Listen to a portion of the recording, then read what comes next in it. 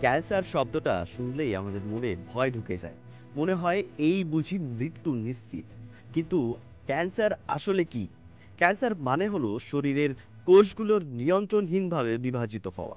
স্বাভাবিকভাবে প্রতিটি কোষের জীবন নির্দিষ্ট। যেমন লাল রক্তকণিকা বাঁচে মাত্র ৪ মাস, কোলনের কোষ বাঁচে মাত্র ৪ দিন।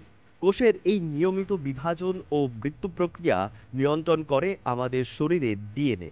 ডিএনএতে থাকে ৩ ধরনের জিন। প্রোটো অনকোজিন, যা কোষ কখন বিভাজিত হবে তা ঠিক করে দেয়। টিউমার সাপ্রেসর জিন, যা প্রয়োজন ছাড়া কোষকে বিভাজন থেকে বিরত রাখে।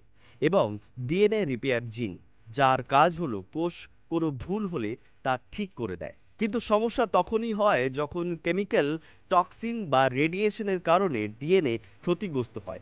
আর এই ক্ষতি যদি আমাদের শরীর ঠিক করতে না পারে, তখন কোষগুলো হয়ে ওঠে অ্যান্টিসোশ্যাল। আর এই কোষগুলি তখন নিয়ন্ত্রণহীনভাবে বাড়তে থাকে আর গঠন করে টিউমার।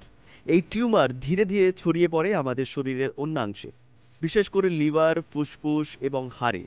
এটাই ক্যান্সারের সবচেয়ে ভয়ানক দিক। আজকের দিনে আরেকটি প্রশ্ন মানুষের মনে সব থেকে বেশি আসে, সেটি হলো মোবাইল ফোনের রেডিয়েশন কি ক্যান্সার ডেকে আনে?